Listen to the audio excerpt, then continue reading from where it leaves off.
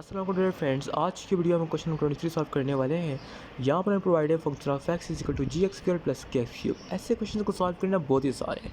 ऐसे क्वेश्चन को सॉल्व करने के लिए आपको पता होना चाहिए कि जो वेरिएबल टर्म होती है, जिस तरह यहाँ पर जो है फंक्शन है एक्स का, ठीक है, एक्स का फंक्शन है, तो ये एक्स जो है वेरिएबल टर्म है। तो उसके लिए हम क्या करेंगे, पहले डेरिवेटिव निकालेंगे और फाइनल एक्स की वैल्यू पुट करके आंसर निकालेंगे। क्वेश्चन नंबर 22 में भी हमने यही किया था कि जो फंक्शन के साथ एक्स था वो है variable term.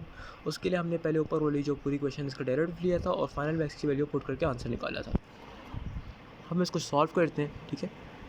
Function of x is equal to g x square plus k x cube, ठीक है। अब हम इसका डेरिवेटिव लेंगे। एक्स जो है वो क्या है, ब्रैकेट्स में। तो अगर हम डेरिवेटिव लें कि एक्स क्यूब का, तो अकॉर्डिंग टू पावर रूल आपको पता है कि हम क्या करते हैं, हम लिखते हैं एन, ठीक है। एन जो है डिनोट कर रहा है पावर को। जिस तरह अगर हम के एक्स क्यूब का डेरिवेटिव निकालें तो यहाँ पर जो है 3 क्या है, इसकी पावर है। तो पहले हम पावर को लिखेंगे, साथ लिखेंगे जो वैल्यू गिवन होगी और ऊपर उस पावर को -1 कर देंगे। के एक्स क्यूब को जल्दी से हम डेरिवेटिव निकालते हैं, ठीक है। यहाँ पर पावर क्या है 3, तो हम लिखेंगे 3, साथ लिखेंगे के एक्स और ऊपर जो है 3 को -1 कर देंगे। तो आंसर क्या आएगा, 3x स्क्वायर, ठीक है। ये इसका डेरिवेटिव आ गया। अब हम क्या करते हैं, डेरिवेटिव निकालते हैं g, और इन ब्रैकेट्स हमारे पास क्या है, एक्स स्क्वायर। इसका अगर हम डेरिवेटिव निकालें तो ऊपर वाला जो क्वेश्चन नंबर 22 था, यहाँ पर क्या था, 2 स्क्वायर रूट ऑफ एक्स था। इसका हमने डेरिवेटिव निकाला था। तो हमने क्या अप्लाई किया था, प्रोडक्ट रूल अप्लाई किया था, क्योंकि ये प्रोडक्ट की फॉर्म में थे। बट यहाँ पर जो है ये एक आउटर पार्ट है और एक जो है इनर पार्ट है। अगर ऐसे आ जाए तो फिर आपने क्या करना होता है, फिर आपने जो है चैन रूल अप्लाई करना होता है, ठीक है। यहाँ पर जो है जी इन कर्ली ब्रैकेट्स हमारे पास इसका स्क्वायर है। तो अकॉर्डिंग टू चैन रूल वो ये कहता है कि सबसे पहले आप इस पूरी टर्म का डेरिवेटिव लें और उसको मल्टीप्लाई करें इनर जो पार्ट है उसके डेरिवेटिव के साथ, ठीक है। तो अगर हम जी एक्स स्क्वायर का डेरिवेटिव लें तो आउटर साइड पे कोई भी पावर नहीं है, जो पावर आपको 2 दिख रही है वो एक्स के साथ है। तो ओवरऑल इसका डेरिवेटिव क्या आएगा, जी एक्स स्क्वायर ही आएगा, ठीक है। और उसको आपने मल्टीप्लाई करना होगा इनर टर्म के डेरिवेटिव के साथ। इनर टर्म क्या है, एक्स स्क्वायर है। तो एक्स स्क्वायर का derivative according to power rule अगर आप लेंगे तो आपके पास आएगा 2x, ठीक है। ये हमारे पास का डेरिवेटिव आ गया। अब आपने सिंपली पुटिंग करनी और आंसर निकालना है, ठीक है। तो अब हम पुट करते हैं फंक्शन, और यहाँ पर फंक्शन के साथ कौन सी वैल्यू गिवन है, -1, यानी कि x जो है वो -1 है।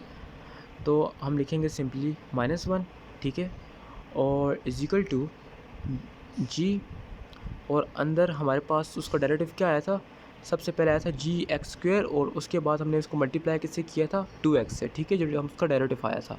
तो अंदर आपने x की जगह पर लिखना है -1 का स्क्वायर मल्टीप्लाई बाय, हमारे पास क्या आया था, 2x आया था।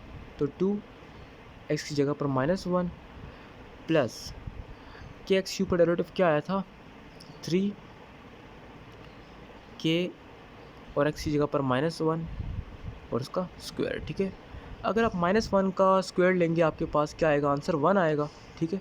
तो अगर हम इसको फर्दर सॉल्व करें तो हमारे पास क्या आएगा, function of -1 is equal to G, और साथ में -1 का स्क्वायर हम लेंगे तो आएगा 1, ठीक है, मल्टीप्लाई बाय 2 को मल्टीप्लाई करेंगे -1 के साथ तो क्या आएगा, -2, ठीक है, प्लस 3 और के, और साथ में -1 को अगर आप जो इसका स्क्वायर लेंगे तो क्या आएगा, 1 आएगा। तो 1 को लिखने की ज़रूरत नहीं है।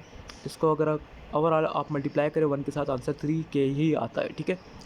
तो यहाँ तक हमने इसको सॉल्व कर लिया है। अब आपने ये देखना है कि जो फंक्शन ऑफ -1 है और g1 है, ये दोनों किसके इक्वल हैं, यहाँ पर हमें गिवन है 2 के। तो हमने यहाँ पर भी 2 पुट करना है और g1 की जगह पर भी 2 पुट कर लेना है, ठीक है।